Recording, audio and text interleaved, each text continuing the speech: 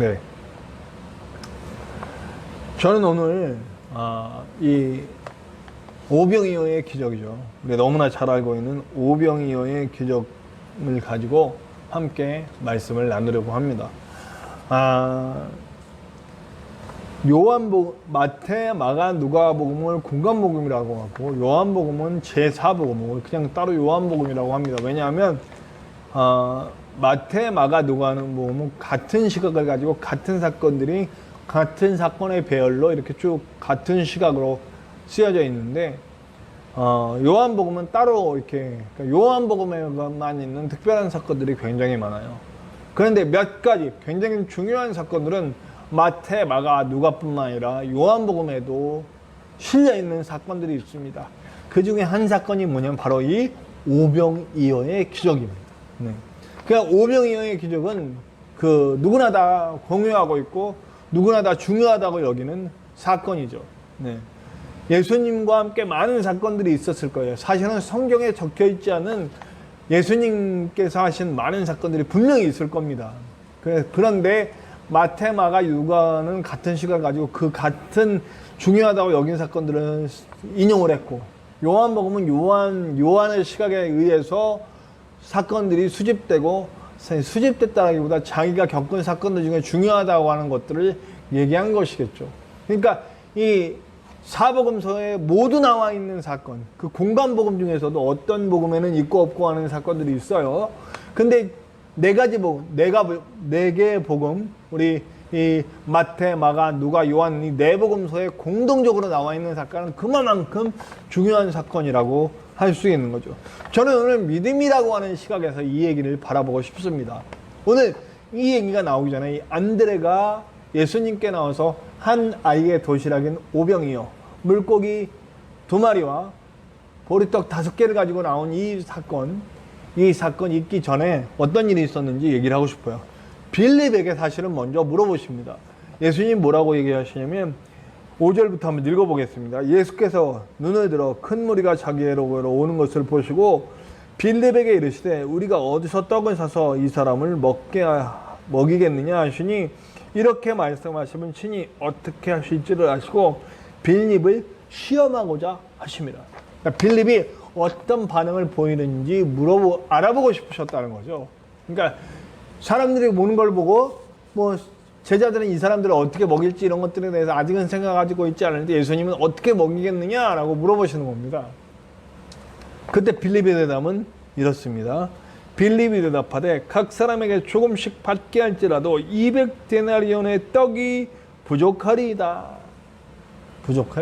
빌립은 굉장히 계산적인 성격이에요. 다른 구절을 찾아봐도 좀 계산적인 부분들이 많이 나옵니다. 정확한 거죠.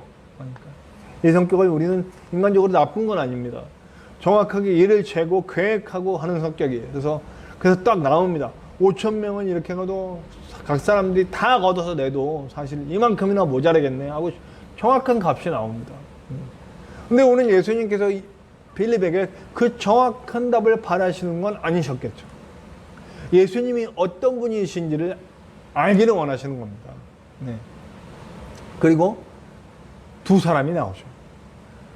보리떡 5개와 물고기 2마리를 가지고 제자들에게 간 한 작은 소년과 그것을 받아서 예수님에게 갖고 나오는 안드레라고 하는 제자가 있습니다. 네. 사실은 안드레나 이 도시락을 가지고 나온 소년의 믿음이 이 5,000명, 남자만 5,000명 되는 이 수많은 사람들, 좋게 2만 명은 돼 보이는 이 사람들을 다 먹일 수 있을 거라는 생각을 했다고는 전혀 생각할 수가 없어요. 네. 그러니까 그런 믿음이 없는 거예요. 그런 믿음, 그냥 어쩌면 이 두 사람은 예수님이라도 드셨으면 좋겠다 하고는 갸륵한 정성이 아니었을까. 근데 물론 안드레는 어떤 작은 믿음이 있었던 거예요. 한 소년은 예수님을 향한 마음이겠죠. 이 소년은 분명히 이 사람들 다 먹으라고 이 도시락을 갖고 온 건 아니라고 생각합니다. 근데 이 도시락이 왜 이렇게 전달됐을까? 저는 이 소년이 예수님을 사랑하는 마음이 있지 않았을까? 자기가 가져온 작은 도시락이지만 이거라도 예수님이 먹고 예수님이 좀 드셨으면 하는 예수님을 사랑하는 뭐 이 사람들이 다 먹게 하겠다 이런 믿음이 아니라 그냥 예수님을 향한 작은 정성과 사랑, 사실 이런 것들이 큰 기적을 만들기는 해요. 우리가 정말 많은 역사를 이루기 위해서 내 시간과 내 마음과 내 정성을 드리는 게 아니라 그냥 예수님을 사랑하는 나머지 예수님께 좋은 일을 하고 싶어서 작은 행동들을 하고 작은 시간들을 드리고 예배를 드리고 작은 정성들을 하나님께 드리는 겁니다. 그때 그 일이 크게 역사가 나타나는 거죠. 하나님께. 자, 그리고 나서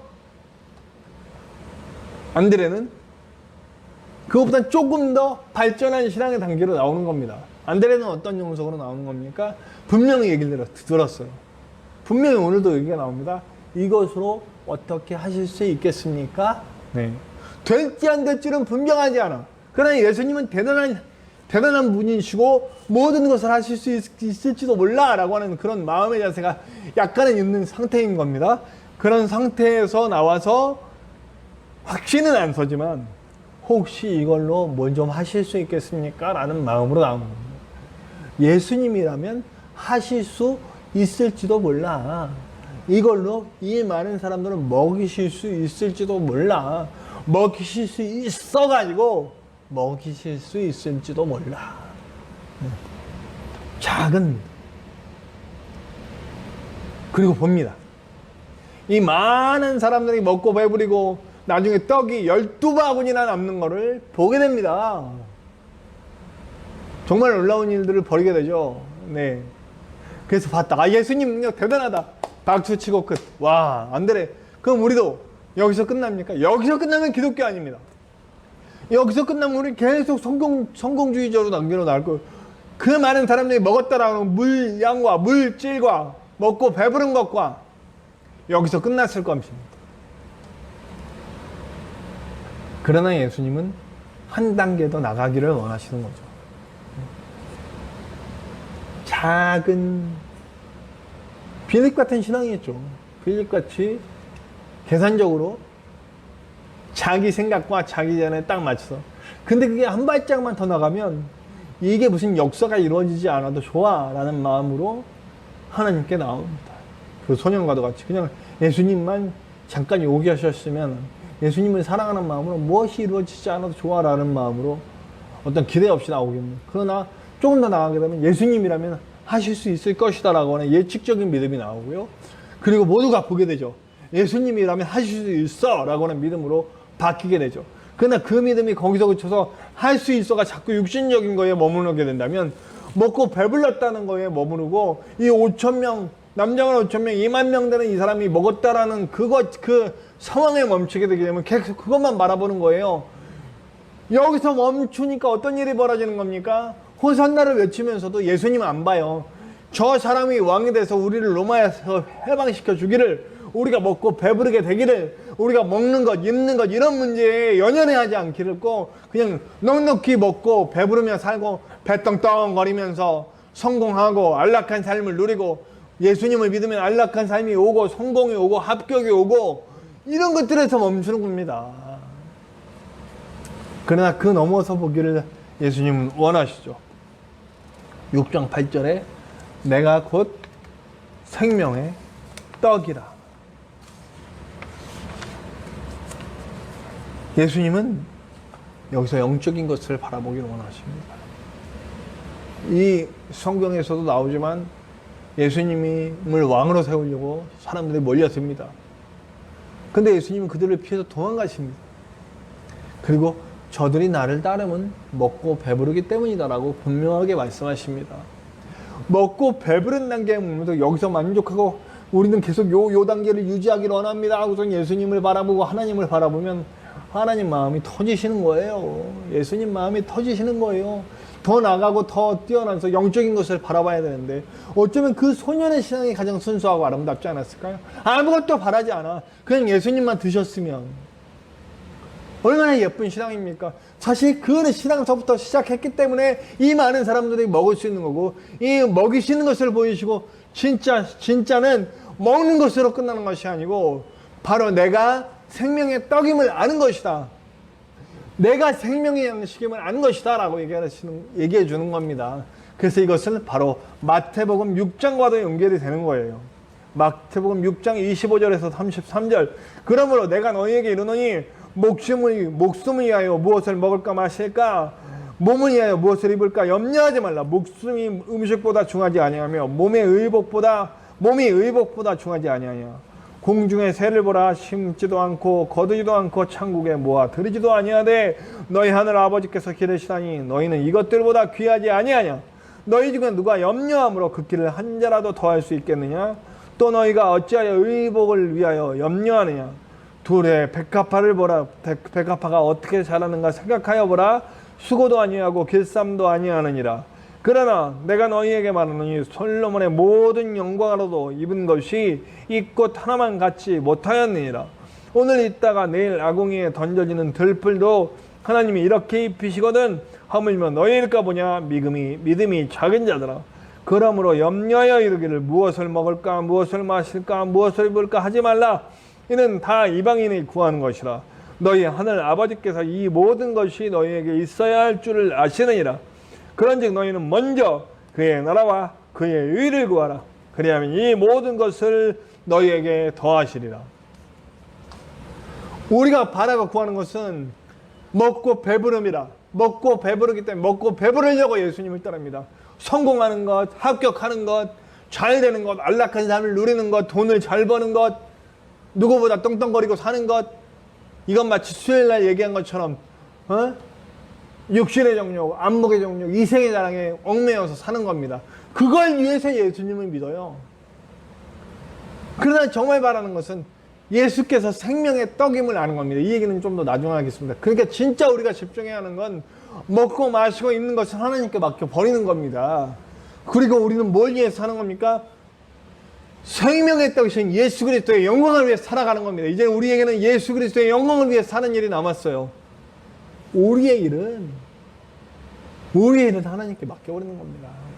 제가 완득이라고 하는 소설과 영화를 굉장히 좋아합니다. 거기 보면 진짜 그리스도인의 삶이 나와요. 거기 이제 전도사면서 선생님인 그 주인공이 나오죠. 그리고 완득이가 그 선생님을 만나서 진짜 정말 절망적인 상황이잖아요. 네? 그 장애를 가지고 있는 몸이 굽은 아빠와 그리고 그래서 어디 가서 공연하고 장터 다니고 이러면서 정말 먹을 것도 없이 사는, 내일 당장 먹을 것도 없이 사는 그런 소년. 엄마는 외국인 노동자예요. 네. 그래서 엄마랑 떨어져서 사는 그런 상황입니다. 정말 불행할 것밖에 없어요. 그래서 이 소년은 항상 화가 차 있어요. 화나고. 근데 이 선생을 만나서 진짜 행복이 무엇인지를 알아가게 됩니다.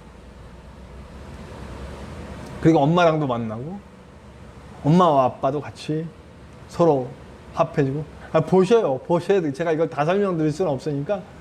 근데 중요한 건 어떤 분이 그 글과 영화를 읽고 이런 해설을 내거든요. 그들의 상황이 변한 건 아무것도 없다는 거예요. 돈이 더 많이 벌게 됐느냐? 뭐 이런 거 아니에요. 다만 함께 살게 되었다라고 하는 것이지. 아무것도 변한 건 없어요. 그러나 그에게 꿈이 생기고 돈이 더 많이 벌어진 게 사는 것이 변화된 것도 아니고 아무것도 변화된 게 없어요. 그런데 그가 무엇을 해야 되겠다라는 생각이 생겼다는 거예요. 상황이 생겼다는 거예요.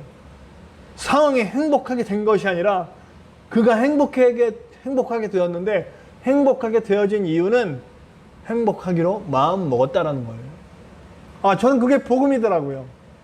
행복은 무엇을 더 가졌기 때문에 행복한 게 아니고 무엇이 더 높아졌기 때문에 행복해진 게 아니고 내가 생명이신 예수님을 바로 깨달은 거예요.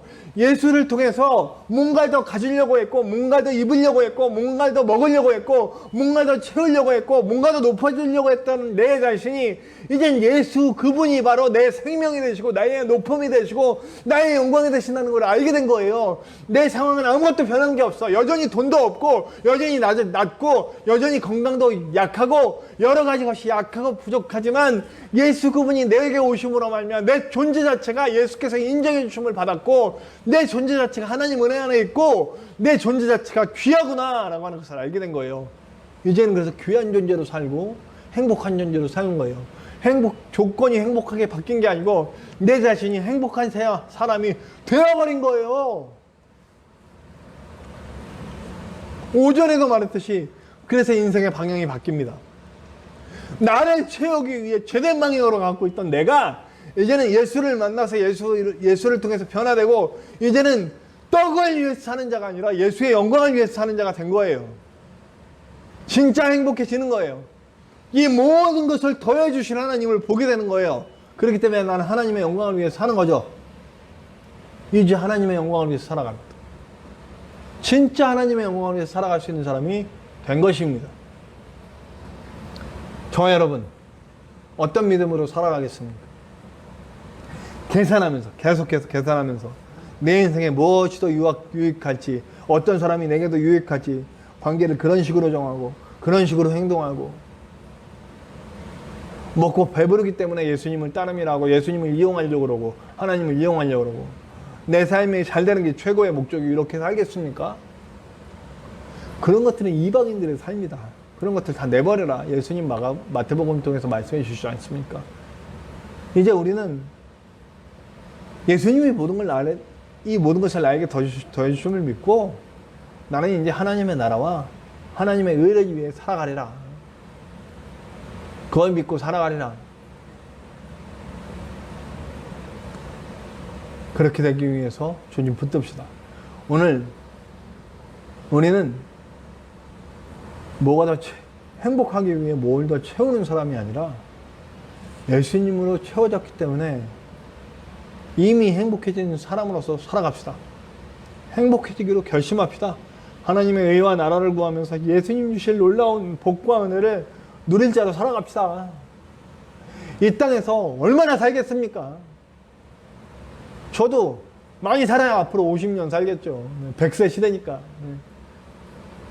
많이 살아야, 지금 태어난 친구들 많이 살아야 100년입니다. 그 이상 살아도 행복하지 못합니다. 그 짧은 생활, 이 땅에다 목숨 걸고 살아가는 게 얼마나 어리석은 일인지, 하늘에다 소망 두고 사니까 비로소 이 땅에서의 삶도 행복이 열리는 겁니다. 그렇게 진짜 행복을 누릴 수 있는 저와 여러분들 되시기를 간절히 축원합니다.